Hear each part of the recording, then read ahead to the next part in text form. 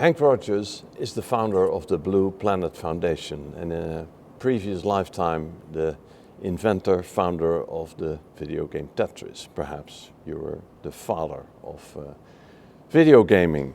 Welcome to EarthX. Henk, the Blue Planet Foundation, why?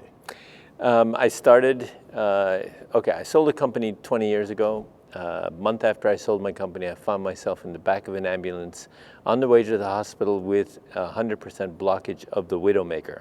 That is the largest artery in your heart. The widowmaker. The widowmaker. They call it the widowmaker. It's the largest artery in your heart, and 95% of the people who have that happen to them die. Ah. So I'm not lucky 5%. And Good in that ambulance, I said, no, I'm not going. I still have stuff to do. In the recovery room, I started thinking, what do I mean by stuff? You know, I already made enough money, so my wife doesn't need me anymore. My kids already graduated from university. They don't need me anymore. What's stuff? So I worked it backwards from the end of my life. What is it that's going to piss me off if I didn't do something about it by the end of my life? And I found my bucket list, my missions. I decided I'm going to need 4 missions because I have 4 kids, thinking that each one of my kids was going to take over one of my missions. That is so not happening. It's so not happening. But you can't plan everything. No. So the first mission came to me in the back of the newspaper while I was still in the recovery room. And it said, oh, by the way, we're going to kill all the coral by the end of the century. And, you know, I moved to Hawaii when I was 18 the first time, lived on the beach for a year, surfing and diving. I fell in love with the ocean. What 18-year-old wouldn't? And so to me, the concept of killing all the coral makes no sense. What's causing that is ocean acidification. What's causing that is carbon dioxide being absorbed in the ocean. What's causing that? We are. Okay, mission number 1, end the use of carbon-based fuel. To that end, I decided, well, let me do it in Hawaii first, since Hawaii at the time was my home, and the use of carbon-based fuel in Hawaii. So I started the Blue Planet Foundation, and we had no idea what we were doing. No. I mean, we just knew, all I knew is that I wanted to do this. And fast forward, in 2015, we were the first state in the country to pass a law that says Hawaii has to go 100% renewable for electricity, energy, by 2045. And that changed everything. I mean, like, it was hard to get there, but what it means is that no new fossil fuel infrastructure gets built in Hawaii again, because it will not be amortized by 2045. And since then, 15 other states have copied our legislation, so it's moving across the country, starting with California. They also have 100% by 2045. So, I mean, like, flipping California is huge. Yes. So California, Illinois, New York, so 51% of the people in the United States live in a state that is going to go 100% renewable energy by 2040, 2045, 2050. Today, Hawaii is at 36% renewable energy. You know, we were importing, when we started, $5 billion a year of oil and $1 billion of coal. Of the oil, 30% is jet fuel, 30% is ground transportation, 40% or $2 billion plus $1 billion of coal making electricity. Yeah. And this is in a state where we have the best renewable energy. We're the southernmost state, so we have great solar. We have consistent trade winds, so we have great wind. Yes. And we have geothermal. We live on a volcano. And so we have all the different sources that you could possibly want for renewable energy, and yet we spend $3 billion a year to make things worse. Yeah. And so it makes no sense. It seems so easy to change that, because if you have that budget, if you like, of $3 billion, you know. You would think, but you know, when we started, first of all, the electric company said it's impossible. We don't know how to do this. You know, the wind goes on and off, and the solar goes up and down, whatever. There's that guy with that hat that's coming and by. It's like, you know, what do I know about any of this? And the answer at that point was nothing. But I remember being on a panel, and this is when we were already moving, and a panel, and the guy, I said, we are going to go 100% renewable energy. This is in Hawaii, 100% renewable energy by 2045. The guy sitting next to me said, I'm a professor at the university. This is what I study. There is no way we can go 100% by 2045. So I grabbed the mic and said, well, I'm not as smart as this guy, so I'm going to do it anyway. And I really feel that way. I really feel that, and we're on track, by the way.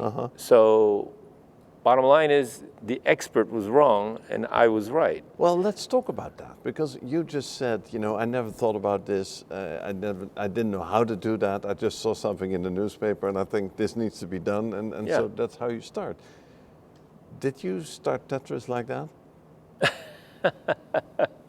Well, I was more naive about it than Tetris. But the first time, okay, so my history is that I actually moved to Japan when I was after college, and 6 years later, personal computers came out, and I wrote the first role-playing game in Japan.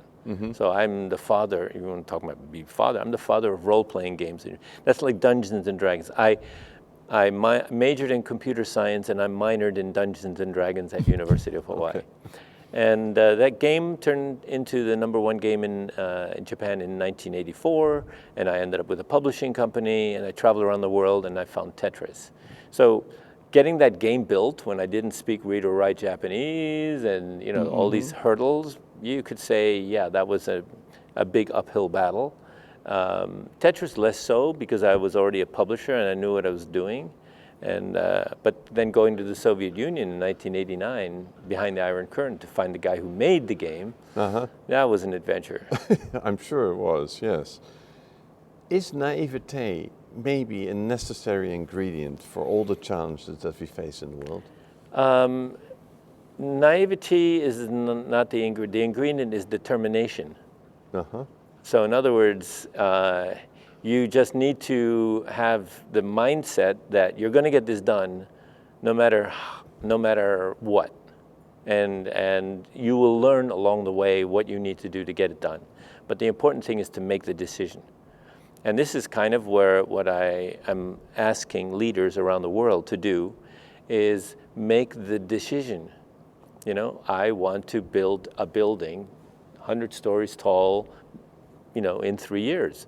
That's the decision. Then you find the architect, you find the engineers, and you make them do it. But don't ask you know, somebody like, how am I going to do this? You know, don't talk to the electric company and ask them, because they'll tell you, no, that's not how we make electricity. No. We burn oil, or we burn coal, or whatever it is. That's how we do it. You want electricity 24/7? Yeah. Listen to us. Yes. And the answer is, okay, they are working for you.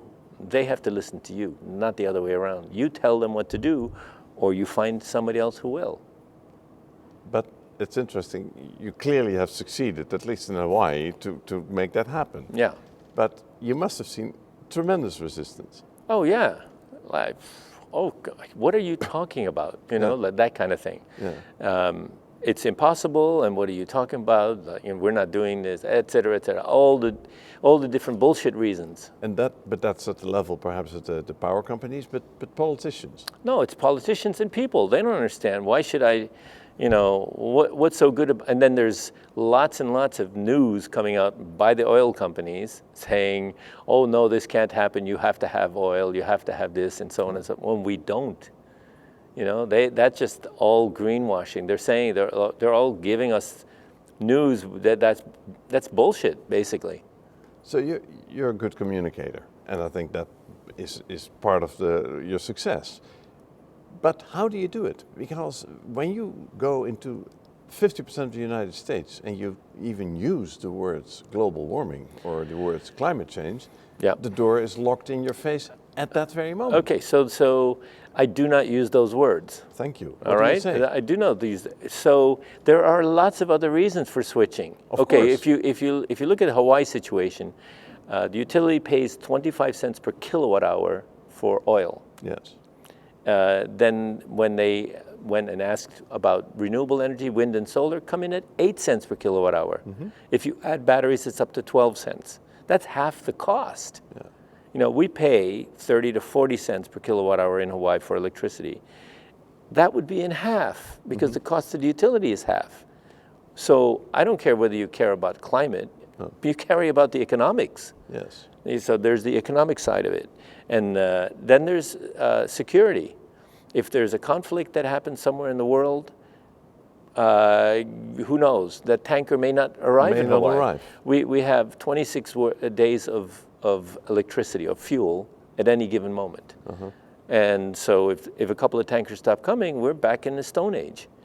Okay, and the third reason, forget the third reason. The third but let's take it to California. The third reason is what happens if you have an accident. Oh yeah. You know, like a tanker accident. That is the end of your tourist industry. And this is for every island in the world. Yeah. You depend on tourism for your tourist dollars. You need those dollars to buy fossil fuel because they only accept dollars. And so if your island gets ruined by an accident, that's it. It's over. Yeah. It's over. And so that you're taking that risk every single time a tanker comes. And it's not like it never happens, because it has. True. So, but that is very much, these are very good reasons related to islands. But now let's take it on land. Let's go to California, so how do you, maybe California is the wrong example. It's the wrong example. Because it's California. No. Let's take it to Texas, where we are. Yeah, but so how do we get the Texans? I don't have to do anything. Texas is already the biggest producer of wind-based electricity in the country. Wind comes into Texas at less than 2 cents per kilowatt hour. Less than 2 cents. Yes. You can't compete with that. No. I mean, oil and gas, they can't compete with that. So as technology gets better, the price of renewables gets cheaper. Why? The actual energy source, solar or wind or geothermal, is free. Yes. You don't have to dig it out of the ground. You don't have to do any of those things. They are free and they're endless. In fact, what happens when you do a PPA, a power purchase agreement, as your utility, for the first, I don't know how many years, you pay this much. Then after that, the price goes down. Yeah. It goes down because they've already made their money on the construction. Yeah. There is no fossil fuel. You guarantee your price is going to go up. That's the only thing that we can guarantee about fossil fuel, is it will get more expensive the more difficult it gets to find. Okay, so this is working. Global warming, climate change, we have that under our belt. Yeah. Next problem. What is the next problem? So, what is the next problem? There's a whole series of problems. I know, your next problem. So my next problem is to get people to change a little bit about how they behave. You know, we are. Whenever I talk to environmentalists, you know, it's like, we should be doing this. We should be like reducing our energy. We should be doing this, that, and the other thing. And how do we get people to change? You know, how do we get people to pick up their rubbish after themselves? And I have a theory about that as well. So I'm a game designer. I designed the first role-playing game in Japan. So I'm making a role-playing game for the world. And the role-playing game, the way it works is that I give you a list of things to do. And little things at first, when you do them, first about turn off a light switch in a room, there's no people. Pick up a piece of rubbish, put it in the rubbish can. They give you point. When you get enough points, you go up a level and you gain status. Yes. And then we give you bigger things to do. Yeah. And then you do those and you go up a level again. Now, what's the status good for, in my vision? Because FIFA wants to make the whole World Cup more sustainable. Yes. Well, the best way they can do it is by making their fans more sustainable. Yes. Okay? So if you're a level 6, you get to buy tickets on Monday. On level 5, you get to buy tickets on Tuesday. That means the level 6ers get to sit in the front. And so you're fighting, by doing good things in the world, you get to sit in the front of the concert or of the football match or whatever it is. And so people get benefits. The stadium doesn't lose any money. No. It's the same money, but they sort the people from the front from the most active. And it could be anything. It could be, you know, your action can be something to do with, I don't know, with city, for example, helping inner city kids or whatever. As long as it's a good action, then you're doing something to make the world a better place. Yeah. And there's 2 ways that you can make points. One is by taking the actions, and the other one's by creating an action. When you create an action and somebody else does it, you get points.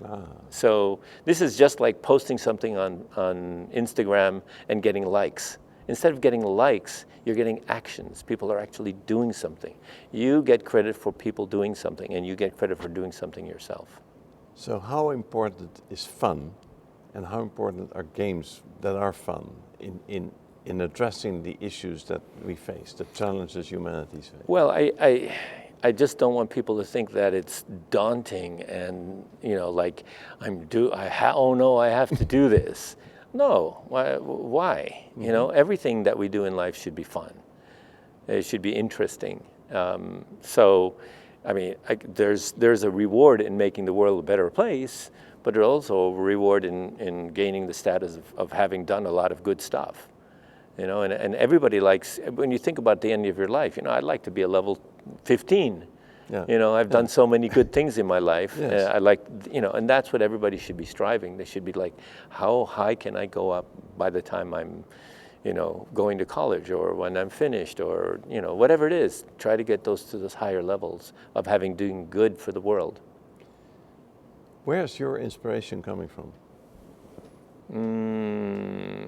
My inspiration comes from people. You know, people, whenever I meet people, everybody has something interesting to contribute. And so this is boundless. And where it boils over is at a place called Burning Man. I go to Burning Man. And when I go to Burning Man, I see unbelievable creativity. It's like, are you kidding me? This guy brings a 47 to Burning Man from the Mojave Desert. How the hell did you get it there? And gut it and turn it into a dance club on the inside? That is so insane. But it just means that somebody had an idea, and that's just pure fun, you know? And so people are having fun, being creative, and it just gives me confidence that we can actually do anything. If they can do that, we can fix climate change. Of course. Of course. That is so interesting that it is indeed the human ingenuity has conquered so many challenges over historic Absolutely. times. We are totally doing this. We are totally doing this. But this is so fascinating, but that is also not unique to our times, that people are often so pessimistic about, you know, the challenges ahead. But bad news travels fast. yes. And when you watch television, what do you hear? You hear the bad news.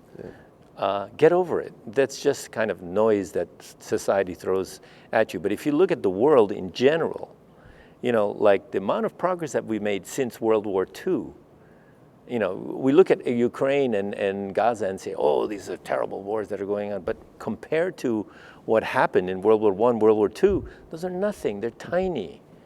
So we have made huge progress. And then you see all the cities in the world growing up, all the technologies coming forward, AI, computers, all these things that have been invented and made life better for everyone.